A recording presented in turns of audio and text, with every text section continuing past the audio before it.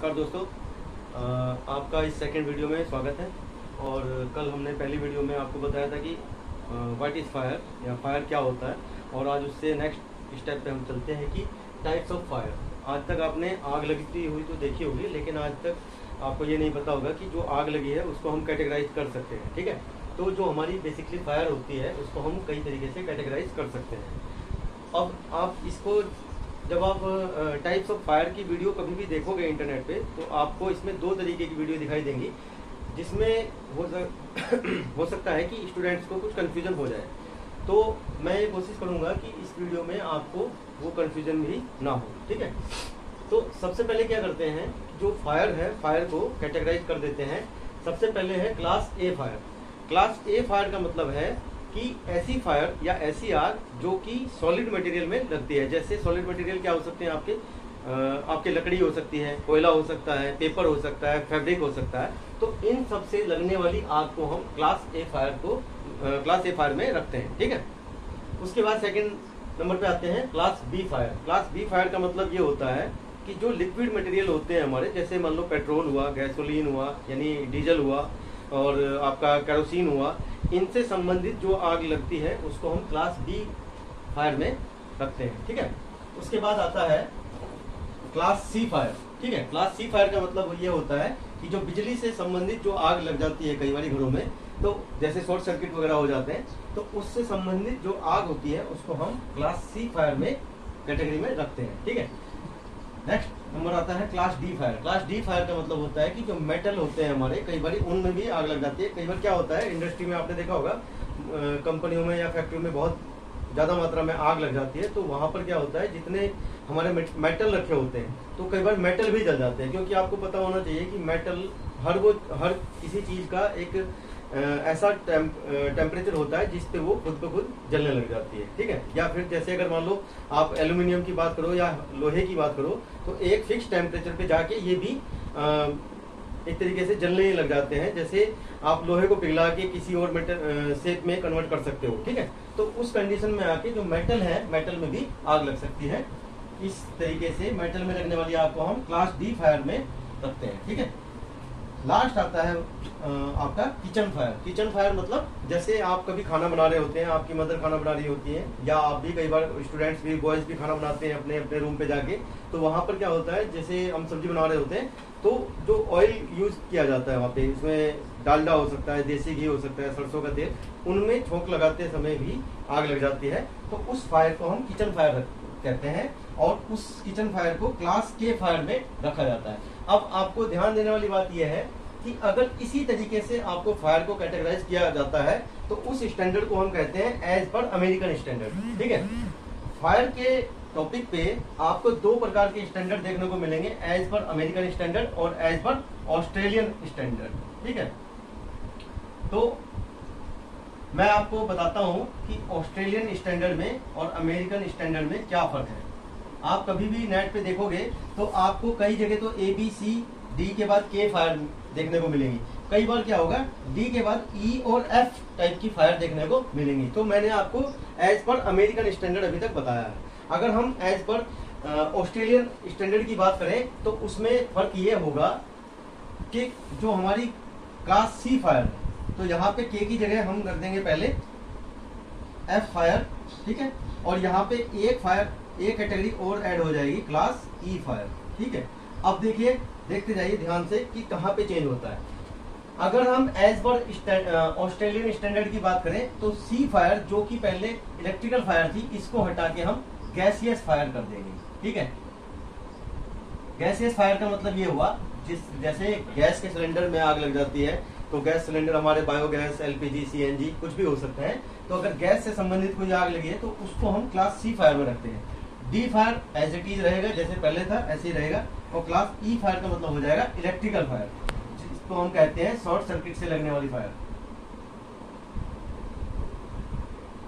और उसके बाद आता है क्लास एफ फायर, जो कि एज इट इज है किचन फायर। ठीक है, तो ये दो कैटेगरीज हैं ऑस्ट्रेलियन स्टैंडर्ड। ये वाला जो मैंने आपको बना के दिखाया है, इसको ऑस्ट्रेलियन स्टैंडर्ड कहते हैं। ठीक है, इसके बाद बच्चों हम बात करते हैं फायर एक्सटिंग्विशर, यानी अभी तक हमने देख लिया कि फायर कितने टाइप की होती है, और अगर कहीं फायर लग जाती है तो उसको बुझाने के लिए भी हमें पता होना चाहिए कि हमारे पास क्या क्या इंस्ट्रूमेंट है और हम किस तरीके से फायर को बुझा सकते हैं। अभी तक आपने देखा होगा नॉर्मली जब कहीं आग लगती है तो आप नॉर्मली क्या करते हैं, या तो मिट्टी डाल देते हैं उस पर, या रेत डाल देते हैं, या फिर पानी डाल देते हैं। तो हर तरीके की आग में इन चीज़ों को यूज नहीं किया जा सकता। जैसे नॉर्मली पानी की बात करो आप, तो पानी को आप कभी भी बिजली वाली आग में कभी यूज नहीं कर सकते। क्या करोगे, ऐसा हो गया तो बिजली आपको पकड़ लेगी, ठीक है, और नुकसान और ज़्यादा हो जाएगा। मतलब आग तो बुझे ही या ना बुझे, लेकिन नुकसान और ज़्यादा हो सकता है, ठीक है। ऐसे ही अगर कहीं पेट्रोल में या डीजल में आग लग जाए तो भी आप पानी को यूज करके उस आग को नहीं बुझा सकते। तो उन सब चीज़ों को जानने के लिए हमें ये चीज़ पता होना चाहिए। एक इंस्ट्रूमेंट हमारे पास होता है जिसे हम कहते हैं फायर एक्सटिंग्विशर, ठीक है। फायर एक्सटिंग्विशर एक छोटे सिलेंडर की तरह होता है, जैसे आप लोगों ने देखा होगा, कई बार आपको देखने को मिलता है ये इंस्ट्रूमेंट। और इस इंस्ट्रूमेंट को आपने देखा होगा आपकी गाड़ियों में भी मिल जाता है, जैसे कार में हुआ, बस में हुआ, है ना।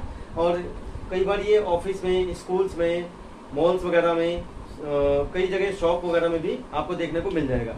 इसमें क्या होता है, डिफरेंट टाइप्स ऑफ मटेरियल भरे होते हैं, और जो कि as per classification of fire उसके हिसाब से ये यूज किया जाता है, ठीक है। अब हम बात करते हैं, और हाँ एक चीज और जान लीजिए आप, ये जो फायर एक्सटिंग्विशर जो होता है ये कम मात्रा में अगर कहीं आग लगी हो, छोटी आग लगी हो, तो उसी को बुझा सकता है। अगर कहीं फैक्ट्री में आग लगी तो आप ये मत समझिए कि फैक्ट्री की आग को ये फायर एक्सटिंग्विशर से हम बुझा सकते हैं, क्योंकि इसके अंदर जो मटेरियल भरा होता है वो मुश्किल से 4, 4.5, 5 लीटर एज पर वॉल्यूम या एज पर कैपेसिटी भरा रहता है, ठीक है।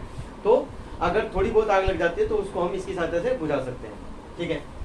अब समझते हैं कि फायर एक्सटिंग्विशर किस प्रकार की आग में कौन सा फायर एक्सटिंग्विशर यूज किया जाता है। जैसे मैंने अभी आपको एज पर अमेरिकन स्टैंडर्ड और एज पर ऑस्ट्रेलियन स्टैंडर्ड के हिसाब से फायर को क्लासिफाई कर दिया है, उसी हिसाब से अब हम फायर एक्सटिंग्विशर को पढ़ेंगे। सबसे पहला जो फायर एक्सटिंग्विशर होता है उसको हम कहते हैं वाटर टाइप फायर एक्सटिंग्विशर। इसके ऊपर एक बैंड लगा होता है, उस बैंड का जो कलर होता है वो होता है रेड, ठीक है, रेड कलर का बैंड होता है। और इस फायर एक्सटिंग्विशर का यूज जो है सॉलिड मटेरियल्स में जब आग लग जाती है तो उस समय उसको बुझाने के लिए किया जाता है, जैसे लकड़ी, पेपर, कोयला, फैब्रिक, इस तरीके से जो सॉलिड मटेरियल में आग लग जाती है उनको बुझाने के लिए वाटर टाइप फायर एक्सटिंग्विशर का यूज किया जाता है, ठीक है। सेकंड आते हैं foam type fire extinguisher. Foam type fire extinguisher आपका जो होता है उसमें बैंड कलर जो होता है वो क्रीम कलर का होता है, ठीक है। क्रीम कलर का बैंड उसमें पहचान के लिए लगाया जाता है, जिससे आप उसको देख के पहचान सकते हैं, और वैसे उस पर लिखा भी रहता है। दूसरा, फोम टाइप जो फायर एक्सटिंग्विशर होता है उसका यूज आप सॉलिड मटेरियल्स में लगी हुई आग के लिए भी कर सकते हो, लेकिन वो स्पेसिफिकेशन उसका जो होता है वो लिक्विड मटेरियल्स को अगर आग लग जाए उनको बुझाने के लिए किया जाता है। बेसिकली पेट्रोल, डीजल या आपका थिनर वगैरह में अगर आग लग जाए तो उनको बुझाने के लिए फोम टाइप फायर एक्सटिंग्विशर का यूज किया जाता है, ठीक है। और सॉलिड यानी कि क्लास ए फायर और क्लास बी फायर के अलावा इस फोम टाइप फायर एक्सटिंग्विशर को कहीं पर भी यूज नहीं किया जाता। और ऐसे ही वाटर टाइप वाला भी है कि आप केवल इस वाले फायर एक्सटिंग्विशर से सॉलिड मटेरियल में लगी हुई आग को ही बुझाएंगे, और इसके अलावा इसको कहीं पर भी अप्लाई नहीं किया जा सकता। थर्ड नंबर पे आते हैं dry powder. Dry powder fire extinguisher जो होता है उसका यूज हम पहले बैंड की बात कर लेते हैं। उसका जो बैंड कलर होता है वो होता है ब्लू, ठीक है, उसका बैंड कलर ब्लू होता है। और उस प्रकार का जो फायर एक्सटिंग्विशर है उसका यूज हम class A, class B, class C, class D और क्लास ई फायर तक हम यूज कर सकते हैं। लेकिन यहाँ पर एक पॉइंट बहुत इंपॉर्टेंट है कि इलेक्ट्रिकल फायर, ई का मतलब होता है इलेक्ट्रिकल फायर। इलेक्ट्रिकल जो फायर होती है उसको बुझाने के लिए आप ड्राई पाउडर फायर एक्सटिंग्विशर का यूज तो कर सकते हो, लेकिन अगर वो वहां पर फायर जो है वो जो बिजली की सप्लाई है वो 1000 वोल्ट से कम है तो आप वहां पर इस प्रकार के फायर एक्सटिंग्विशर का यूज कर सकते हो। दूसरा आता है, इसके लिए एक इम्पोर्टेंट बात यह है कि इसका यूज आप किचन फायर जो है उसमें नहीं कर सकते, क्योंकि और एक चीज और भी है कि जहां पर ज्यादा लोग बैठे हों या ज्यादा मतलब कहीं पर आग लगी हो वहां पर लोग मौजूद हों तो वहां पर भी आप इस फायर एक्सटिंग्विशर का यूज नहीं कर सकते। उसका रीजन यह है कि ड्राई पाउडर फायर एक्सटिंग्विशर जहां पर यूज किया जाता है तो इसका जो पाउडर होता है वो उड़ के लोगों की आंखों में जा सकता है और जिससे आंखों में बहुत ज्यादा प्रॉब्लम हो सकती है, ठीक है। तो ड्राई पाउडर का हमने बेसिकली जान लिया कि ए, बी, सी और डी और ई, इस तरीके की फायर में इसका यूज किया जा सकता है। नेक्स्ट आते हैं CO2 टाइप फायर एक्सटिंग्विशर।